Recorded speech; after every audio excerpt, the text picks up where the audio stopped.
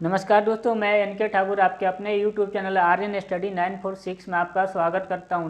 दोस्तों, आज हम पढ़ेंगे मौलिक अधिकार और राज्य के नीति निर्देशक तत्वों का जो अगला पार्ट है, निर्देशक सिद्धांत, उसको हम देखेंगे। और इसमें जो इस चैप्टर का नाम है ये मौलिक अधिकार और राज्य के नीति निर्देशक तत्व। ये बीए पॉलिटिकल साइंस ऑनर्स का जो सब्जेक्ट है, भारत में संवैधानिक शासन और लोकतंत्र, उसी का ये सेकंड चैप्टर है। और इसमें हमने मौलिक अधिकार पूरा पढ़ लिया है और राज्य के नीति निर्देशक तत्व में हमने भूमिका भी देख लिया था। ये भी देख लिया था कि निर्देशक सिद्धांत होते क्या हैं और इसका स्वरूप क्या है। और हमने पहला चैप्टर भी पढ़ लिया आपके सब्जेक्ट का, जिसका नाम है संवैधानिक दर्शन प्रस्तावना और उसकी विशेषता क्या है, संविधान को भी पढ़ लिया। तो अभी तक आपने ये सारे वीडियो नहीं देखे हैं तो उसका लिंक मैं डिस्क्रिप्शन बॉक्स में दे दूंगा, वो भी आप जाके देख सकते हैं। उसके बाद ये आपको अच्छे से समझ में आएगा। और इसका मौलिक अधिकार वाला तो देखना ही आपको, क्योंकि उसी का ये पार्ट हम पढ़ रहे हैं।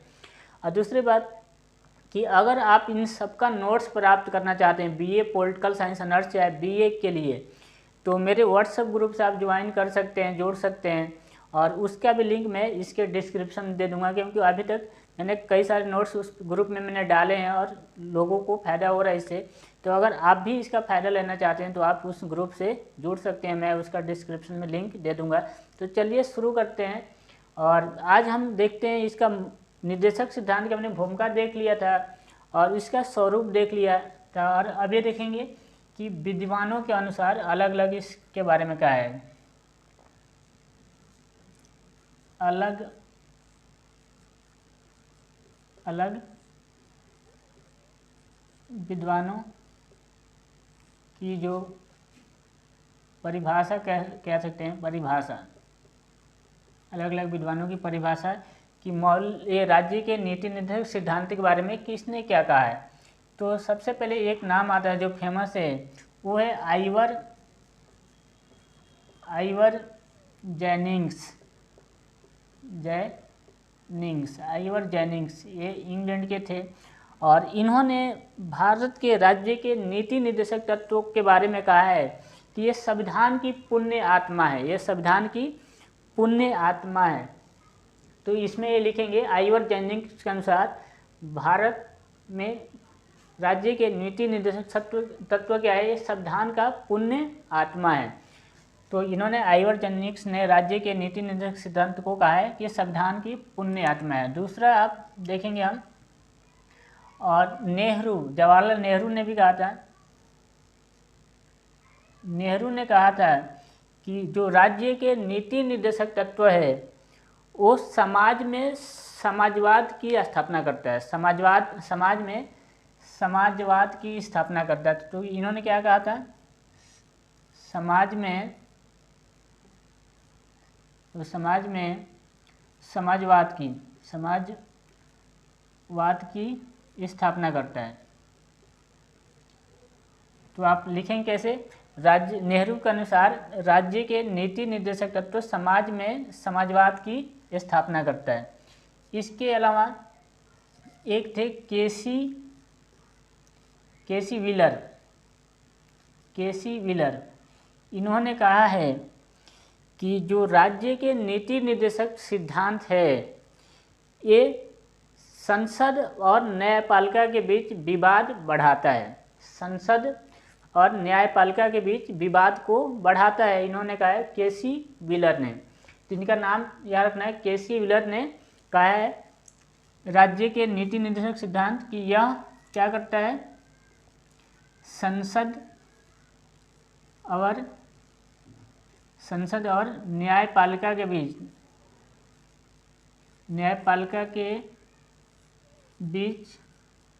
संघर्ष को बढ़ाता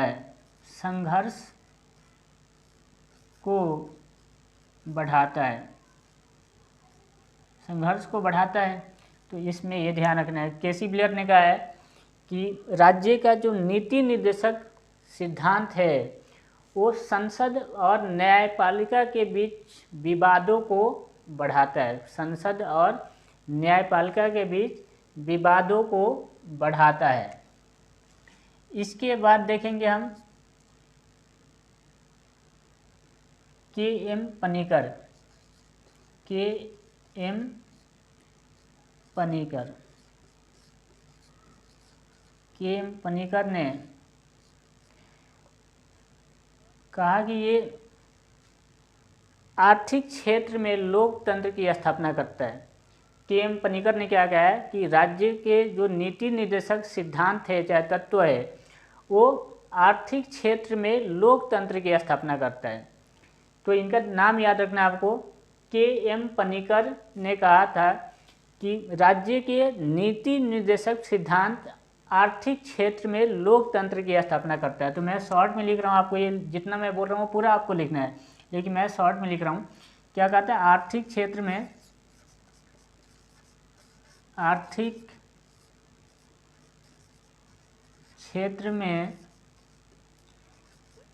लोकतंत्र की स्थापना करता है। आर्थिक क्षेत्र में लोकतंत्र की स्थापना करता है। तो आपको के.एम. पनीकर में लिखना है कि राज्य के नीति निर्देशक सिद्धांत आर्थिक क्षेत्र में लोकतंत्र की स्थापना करता है। इनका नाम के साथ लिखना है कि के.एम. पनीकर के अनुसार राज्य के नीति निर्देशक सिद्धांत आर्थिक क्षेत्र में लोकतंत्र की स्थापना करता है। इसके अलावा आप अंबेडकर के बारे में लिखेंगे। डॉक्टर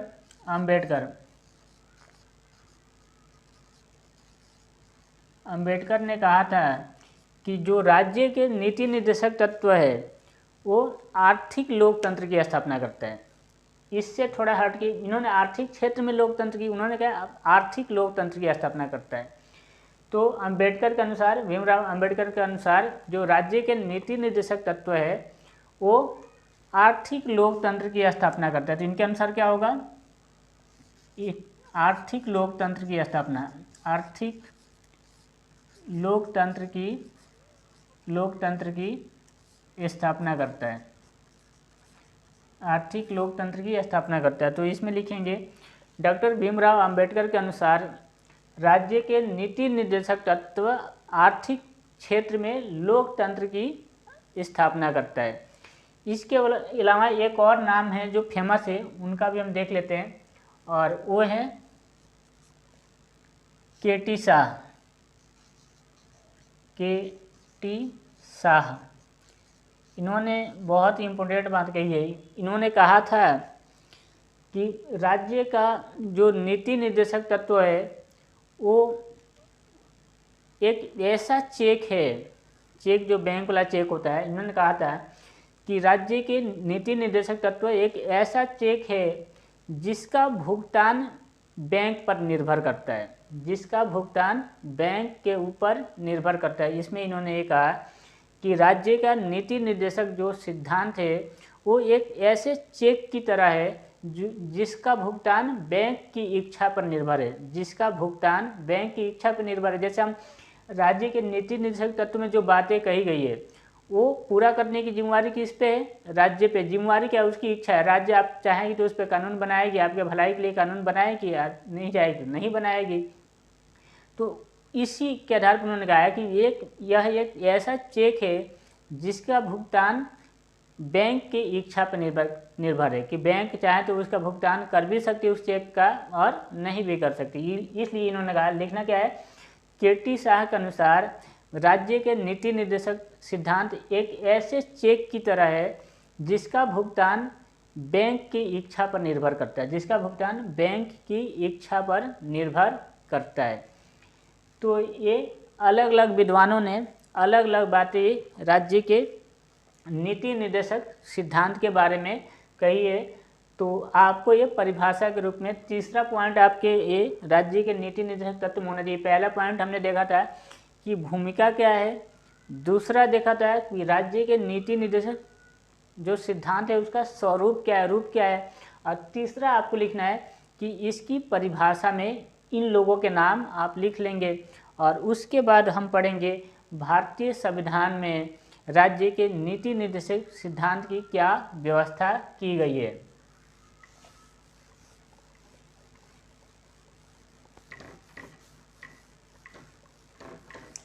अब एक और हेडिंग बनाएंगे आप, भारतीय संविधान में राज्य के नीति निर्देशक सिद्धांत भारतीय संविधान में राज्य के नीति निर्देशक सिद्धांत। भारतीय संविधान में निर्देशक सिद्धांत, निर्देशक सिद्धांत, सिद्धांत या तत्व भी लिख सकते हैं आप।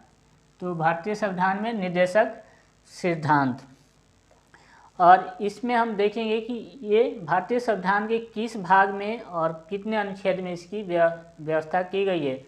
तो इसमें आपको 2 लाइन पहले लिखना है कि भारतीय संविधान के भाग 4 में, भारतीय संविधान के भाग 4 में अनुच्छेद 36 से 51 तक में राज्य के नीति निर्देशक तत्वों का वर्णन किया गया है। और ये राज्य का नीति निर्देशक तत्व आयरलैंड के संविधान से भारत के संविधान में शामिल किया गया है। और राज्य के नीति निर्देशक तत्व में निम्न बातें कही गई है। उसके बाद इतना लिखने के बाद सबसे पहले हम देखेंगे अनुच्छेद 36, अनुच्छेद 36, क्योंकि 36 से शुरू है। तो सबसे पहले हम देखेंगे अनुच्छेद 36। तो अनुच्छेद 36 में बहुत सिंपल सी बात कही गई है कि राज्य की परिभाषा वही है जो भाग 3 में दी गई है। राज्य की परिभाषा इसमें कहा गया है कि अनुच्छेद 36 में कहा है कि राज्य की परिभाषा वही है जो भाग 3 में दी गई है। अब आपको ये ध्यान में होना चाहिए कि भाग 3 में राज्य की परिभाषा की क्या है। तो भाग 3 में क्या है, मौलिक अधिकार है। और मौलिक अधिकार में राज्य की परिभाषा क्या दिया गया है अनुच्छेद 12 में, कि राज्य किसे कहेंगे, मतलब केंद्र सरकार, राज्य सरकार और सरकार की जो संस्थाएं हैं उन सबको राज्य माना गया। राज्य मतलब सरकार माना गया है, और उन्हीं से हम अधिकारों की मांग कर सकते हैं। तो यहाँ भी वही बात कहा गया है अनुच्छेद 36 में कि राज्य की परिभाषा वही है जो भाग 3 में दिया गया है। तो इसमें इतना ध्यान रखना है कि राज्य की परिभाषा वही है जो भाग 3 में दिया गया है। उसके बाद अनुच्छेद 37, अनुच्छेद 37 में कहा गया है कि अगर राज्य के नीति निर्देशक तत्वों की पूर्ति नहीं होती है, सरकार उसको पूरा नहीं करती है, तो हम इसके लिए न्यायालय का दरवाज़ा नहीं खटखटा सकते, चाहे न्यायालय में हम नहीं जा सकते। राज्य के नीति निर्देशक तत्वों की पूर्ति अगर सरकार नहीं करती है तो हम न्यायालय के दरवाज़ा नहीं खटखटा सकते हैं, चाहे हम न्यायालय के शरण में नहीं जा सकते हैं कि राज्य हमारे लिए ये व्यवस्था नहीं कर रही है। तो इसमें ये लिखना है कि अनुच्छेद 37 में कहा गया है कि अगर राज्य के नीति निर्देशक तत्वों की पूर्ति नहीं होती है, सरकार अगर पूरा नहीं करती है, तो हम उसके लिए न्यायालय में नहीं जा सकते, न्यायालय में केस नहीं कर सकते। इसके अलावा अब हम देखेंगे अनुच्छेद 38। अब अनुच्छेद 38 में कहा गया है कि सरकार लोक अभिवृद्धि के लिए काम करेगी। लोक अभिवृद्धि के लिए काम करेगी मतलब लोगों की वृद्धि के लिए काम करेगी, और सामाजिक, आर्थिक और राजनीतिक माध्यम से सामाजिक व्यवस्था स्थापित करने की कोशिश करेगी।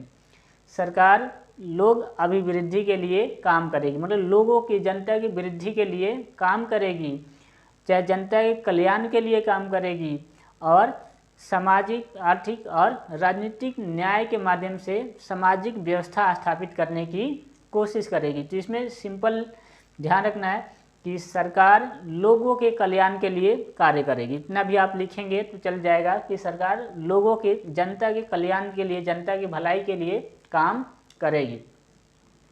इसके अलावा अब 39 में, अनुच्छेद 39 में कहा गया है, इसमें 3 बातें हैं। 39 में 3 बातें। तो पहली बात कही गई है कि सरकार आय की असमानता को दूर करने की कोशिश करेगी। सरकार आय की असमानता को दूर करने की कोशिश करेगी। आय की असमानता का मतलब क्या है कि जो अमीरी गरीबी है, किसी के पास अरबों खरब रुपये हैं और किसी के पास 1 रुपये भी नहीं होते, अपना मतलब एक टाइम का खाना खाने के लिए भी उसके पास पैसे नहीं होते।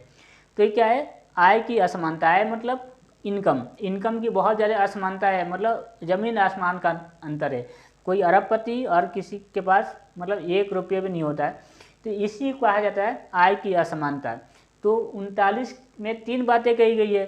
तो पहली बात है कि सरकार आय की असमानता को दूर करने की प्रयास करेगी, कोशिश करेगी। मतलब जो अंतर है, असमानता है पैसे को लेके समाज में, उसको कम करने की कोशिश करेगी। दूसरी बात कही गई है कि सरकार आय के संकेंद्रण को दूर करने की कोशिश करेगी। सरकार आय के संकेंद्रण को दूर करने की कोशिश करेगी। और इसका मतलब है सिंपल सा है कि सरकार किसी एक ही व्यक्ति के पास संपत्ति इकट्ठा ना हो, उसके लिए भी कार्य करेगी। जैसे आज क्या होता है कि जितनी संपत्ति है भारत की, लगभग 90% संपत्ति 2 से 3% लोगों के पास है। तो सरकार इसके लिए भी कोशिश करेगी। इसमें यही बात कही गई है कि सरकार आय के संकेंद्रण, मतलब एक ही जगह आय किसी एक ही व्यक्ति के पास इकट्ठा ना हो जाए, उसके लिए भी कार्य करेगी। तो इसमें लिखना है कि सरकार आय के संकेंद्रण को दूर करने की कोशिश करेगी। और तीसरी बात कही गई है कि महिला और पुरुष को समान काम के लिए समान वेतन दिया जाएगा। सामान्य कार्य के लिए समान वेतन दिया जाएगा। एक ही काम अगर महिला और पुरुष दोनों कर रहे हैं तो दोनों को बराबर वेतन दिया जाएगा। लेकिन अक्सर कई बार क्या होता है कि एक ही कार्य के लिए महिलाओं को कम वेतन दिया जाता है, पुरुषों को ज़्यादा वेतन दिया जाएगा। तो इस पे भी इसमें कहा गया है कि सामान्य कार्य के लिए महिला और पुरुष दोनों को समान वेतन दिया जाएगा। तो इसमें 3 बातें हो गई। उसके अलावा अनुच्छेद 40 में बहुत सिंपल सी बात कही गई है कि इसमें सरकार पंचायतों की स्थापना की बात, मतलब गाँव में पंचायत की स्थापना की जाएगी। ग्रामीण स्तर में पंचायत की व्यवस्था की जाएगी। तो ये बहुत सिंपल है कि अनुच्छेद 40 में पंचायत की स्थापना की बात कही गई है। उसके बाद अनुच्छेद 41 भी देखो, मुश्किल कुछ नहीं होता। अगर आपको समझ में आ गया तो मुश्किल कुछ नहीं होता है। तो आपको समझ के पढ़ना है, रटना बिल्कुल नहीं है। जो भी आपको समझ में नहीं आए तो वो कमेंट करके आपको बताना है कि इसमें इसका मतलब क्या होता है। अगर किसी भी शब्द का मतलब आपको समझ में नहीं आए तो आपको कमेंट करके बताना है, मैं उसको बिल्कुल ईजी करके बताऊँगा। और आपसे रिक्वेस्ट एक बार और है कि अगर आपने वीडियो को सब्सक्राइब नहीं किया है चैनल को, तो चैनल को सब्सक्राइब करिए और वीडियो को अधिक से अधिक लोगों तक पहुंचाइए। और इसको लाइक भी करना है और कमेंट करके तो आपको बताना ही है कि क्या आपको इसमें से अच्छा लगता है और क्या समझ में नहीं आया। तो अनुच्छेद 40 में कहा गया 41 में कि कुछ दशाओं में, मतलब कुछ परिस्थितियों में व्यक्ति काम का अधिकार मांग सकता है। ठीक है, कुछ दशाओं में व्यक्ति लोक अभियोजन और मतलब काम का अधिकार रखता है। तो इसमें कुछ दशा क्या है कि अगर कोई बुढ़ापा है, बेरोजगारी है, विकलांग वाली स्थिति है, तो ऐसी स्थिति में व्यक्ति क्या है, काम करने का अधिकार मांग सकता है। तो कुछ दशाओं में लोक अभियोजन मतलब सरकारी सहायता और काम का अधिकार मांग सकता है। तो इसमें लिखना क्या है कि कुछ दशाओं में, और दशा क्या है, बुढ़ापा है, बेरोजगारी है, निःशक्तता है। निःशक्तता का मतलब अगर कोई व्यक्ति काम करने में सक्षम नहीं है, विकलांग है, तो ऐसी दशाओं में लोक अभियोजन, अभियोजन का मतलब लोक अभियोजन,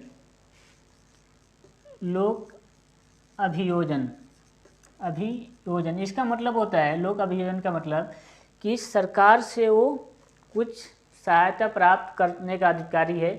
तो कुछ दशाओं में लोक अभियोजन और कार्य करने का अधिकार व्यक्ति को दिया जाएगा। तो ये अनुच्छेद 41 में है। तो ये ध्यान रखना, कुछ दशाओं में व्यक्ति को लोक अभियोजन और काम का अधिकार वो मांग सकता है। इसके अलावा 42, अब 42 में भी 3 बातें कही गई है। इसमें था काम का अधिकार, तो इसमें 42 में भी 3 बातें कही है। पहली जो बात इसमें वो ये कहा गया है कि काम करने की जो दशा है वो उचित और न्यायपूर्ण होना चाहिए। काम करने की दशा उचित और न्यायपूर्ण होना चाहिए। व्यक्ति काम का अधिकार तो 41 में दिया गया है, तो जब उसे काम मिलेगा, काम करेगा, तो काम आप उसको जानवर जैसे नहीं कराएंगे। वो जहाँ पे वो काम करता है वहाँ की परिस्थिति अच्छी होनी चाहिए, पंखे होने चाहिए, गर्मी है तो उसका वातावरण साफ सुथरा होना चाहिए। तो इसमें यही कहा गया 42 में कि काम करने के लिए न्यायपूर्ण और उचित दशा होना चाहिए। काम करने के लिए न्यायपूर्ण और उचित दशा या परिस्थिति होनी चाहिए। और दूसरी बात कि महिलाओं को प्रसूति सहायता दी जाएगी।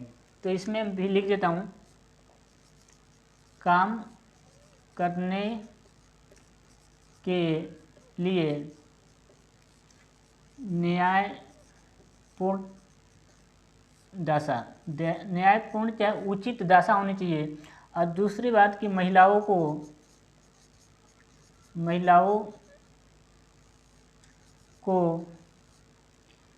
प्रसूति सहायता दी जाएगी, प्रसूति सहायता दी जाएगी। प्रसूति सहायता का मतलब होता है कि अगर कोई महिला गर्भवती है और वो काम पे है, मतलब काम करने वाली महिला अगर वो गर्भवती है, तो उसको कंपनी से 3 महीने, डिलीवरी से 3 महीने पहले छुट्टी मिल जाएगी और डिलीवरी के 3 महीने बाद भी वो छुट्टी पे रहेगी। तो इस तरह से इसको प्रसूति सहायता कहा जाता है। तो ये अनुच्छेद 42 में ये कि काम करने के लिए न्यायपूर्ण दशा और उचित दशा होनी चाहिए। और दूसरी बात कि महिलाओं को प्रसूति सहायता भी दी जाएगी। और इसमें एक और बात ध्यान रखना है कि उस महिला को तो मिलेगी छुट्टी, उसके पति को भी इसके साथ साथ छुट्टी मिलती है। लेकिन पति के लिए है कि 15 दिन डिलीवरी से पहले और 15 दिन डिलीवरी के बाद में भी उसे छुट्टी दी जाएगी। तो 15 दिन और महिला को 3 महीने पहले, डिलीवरी से 3 महीने पहले और 3 महीने बाद भी उसको छुट्टी दी जाएगी। तो इसमें है 42 में। उसके बाद अनुच्छेद 43 में 3 बातें इसमें कही गई है। और पहली बात कही गई है कि एक तो निर्वाह मजदूरी का मतलब होता है व्यक्ति को इतना मजदूरी अवश्य मिले ताकि वो अपने जीवन का निर्वाह कर सके। तो इसमें पहली बात है निर्वाह मजदूरी। इसमें भी 43 के 1 में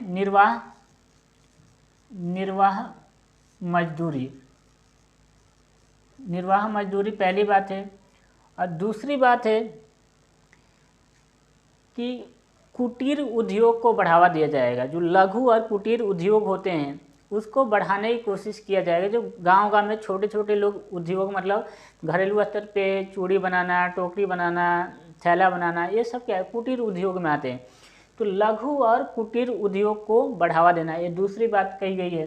कि कुटीर मतलब कुटिया होता है जो झोंपड़ी टाइप से, तो उसी के नाम पे इसको कुटीर उद्योग को बढ़ावा दिया जाएगा, इसमें दूसरी बात कही गई है, दिया जाएगा। तो पहली बात है निर्वाह मजदूरी कि व्यक्ति को इतनी मजदूरी अवश्य मिले ताकि अपने जीवन का निर्वाह कर सके, अपने परिवार को चला सके। दूसरी बात कि कुटीर उद्योगों को बढ़ावा दिया जाएगा। जो छोटे छोटे गांव के स्तर पे लोग सामान बनाते हैं, बेचते हैं, तो उनको भी बढ़ावा दिया जाएगा। और जो तीसरी बात इसमें कही गई है वो ये है कि प्रबंधन में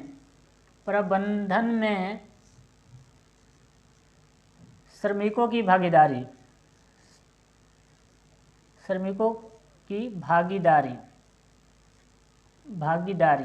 इसका मतलब क्या है कि आपने अनुभव भी किया होगा कि किसी कंपनी में जो प्रबंधक होता है, मैनेजर होता है, वही इस कंपनी के लिए सारे नियम कानून बनाता है।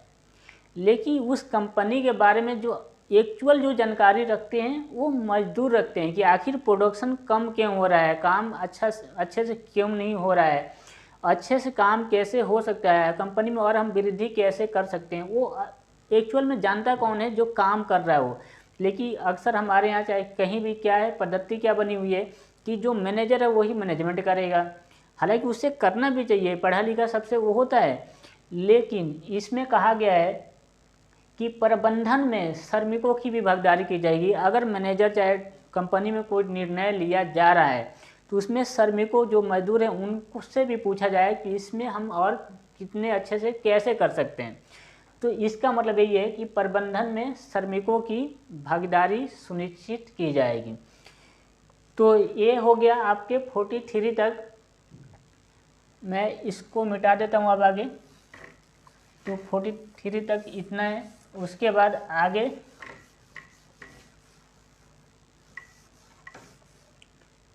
44 अनुच्छेद 44 में ये कहा गया है कि समान नागरिक संहिता, समान नागरिक संहिता, इसका मतलब है कि पूरे भारत में एक जैसे कुछ सिविल कानून होने चाहिए, पूरे भारत में एक जैसे सिविल कानून होने चाहिए, पूरे राज्य में, पूरे देश में। तो इसमें कहा गया समान नागरिक संहिता। इसके अलावा अनुच्छेद 45, अब अनुच्छेद 45 में कहा गया है कि जो 6 साल से 14 साल के लिए जो बच्चे हैं, 6 साल से 14 साल के जो बच्चे हैं, उनको निःशुल्क और अनिवार्य शिक्षा दी जाएगी।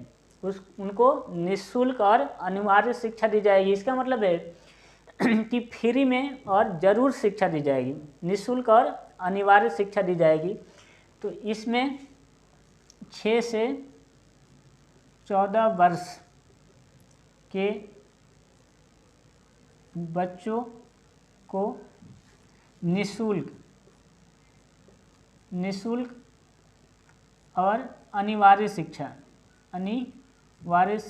दी जाएगी। ठीक है, तो इसमें ये ध्यान रखना, निःशुल्क और अनिवार्य शिक्षा की बात कही गई है अनुच्छेद 45 में कि 6 से 14 साल के बच्चों को निःशुल्क और अनिवार्य शिक्षा। लेकिन यहाँ ध्यान क्या रखना है आपको कि अब जो शिक्षा का अधिकार है वो मौलिक अधिकार बन गया है। अनुच्छेद जो 45 में इसके तहत शिक्षा के अधिकार मतलब शिक्षा की बात कही गई थी, अब तो शिक्षा वाली बात तो मौलिक अधिकार में शामिल कर लिया गया है।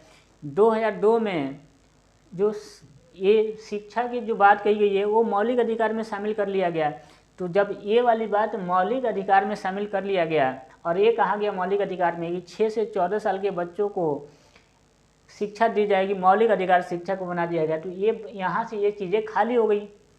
तो यहाँ पे क्या हुआ, अनुच्छेद जब 45 खाली हो गया तो यहाँ पे एक दूसरी बात जोड़ दी गई कि 6 से नीचे उम्र के 6 साल से जो कम उम्र के बच्चे हैं उनकी शिक्षा और पोषाहार की सरकार व्यवस्था करेगी। क्योंकि ये जो बात कही गई थी वो तो मौलिक अधिकार में 2002 में शामिल कर लिया गया, तो यहाँ से ये चीज़ें खाली हो गई। तो ये अनुच्छेद 35 जब खाली हो गया तो सरकार ने यहाँ दूसरी बात जोड़ दी और उसमें ये जोड़ा गया कि जो 6 साल से कम उम्र के बच्चे हैं सरकार उनकी शिक्षा और पोषाहार की मतलब पौष्टिक भोजन की व्यवस्था करेगी। और इसी के तहत आंगनबाड़ी की व्यवस्था की गई। उसमें 6 साल से कम उम्र के बच्चे ही जाते हैं और उनको खाने के लिए दलिया वलिया चने वने भी मिलते हैं, तो इसी के तहत उसकी भी व्यवस्था की गई है। इसके अलावा अनुच्छेद 46 इसमें यह कहा गया है अनुच्छेद 46 में कि सरकार अनुसूचित जाति और अनुसूचित जनजाति के कल्याण के लिए कार्य करेगी। सरकार अनुसूचित जाति और अनुसूचित जनजाति के कल्याण के लिए काम करेगी। तो अनुसूचित जाति जनजाति को SC और ST के कल्याण के लिए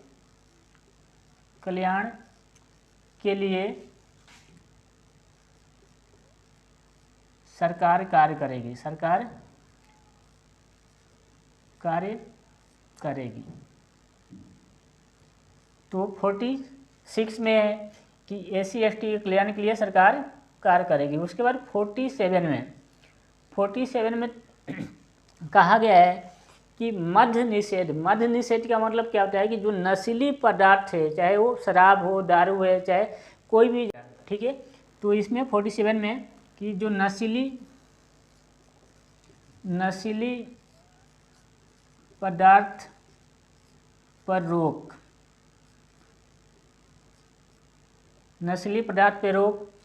इसके अलावा ये कहा गया है कि नस्ली पदार्थ पर रोक और व्यक्ति के स्वास्थ्य और पोषाहार की व्यवस्था की जाएगी।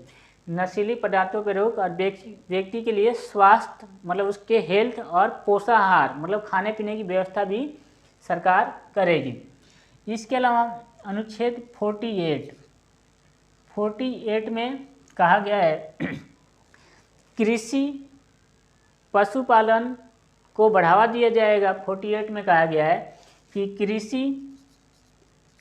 कृषि और पशुपालन को बढ़ावा दिया जाएगा।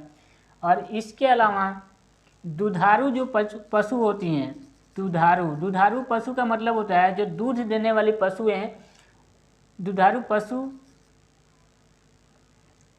पशु की हत्या पर रोक।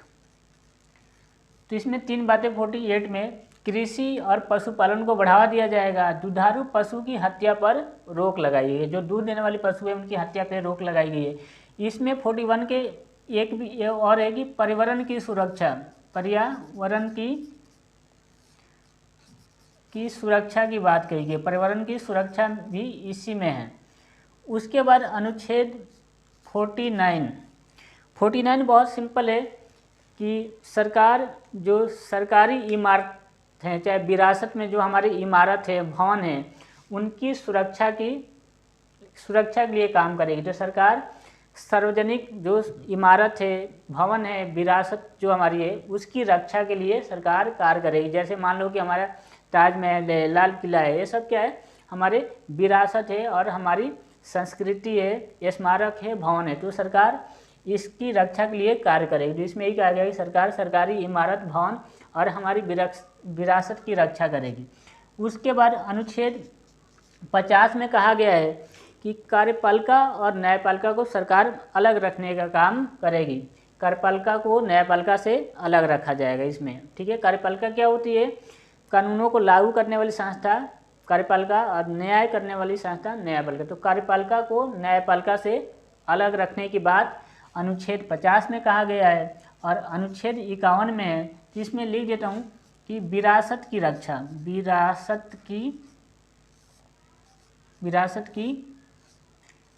की जाएगी, विरासत की रक्षा।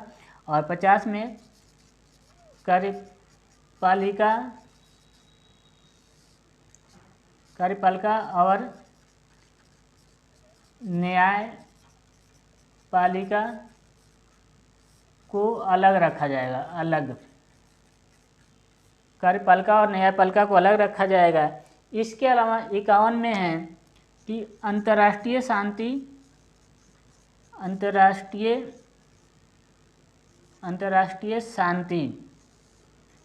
शांति को बढ़ावा दिया जाएगा, अंतर्राष्ट्रीय शांति को बढ़ावा दिया जाएगा,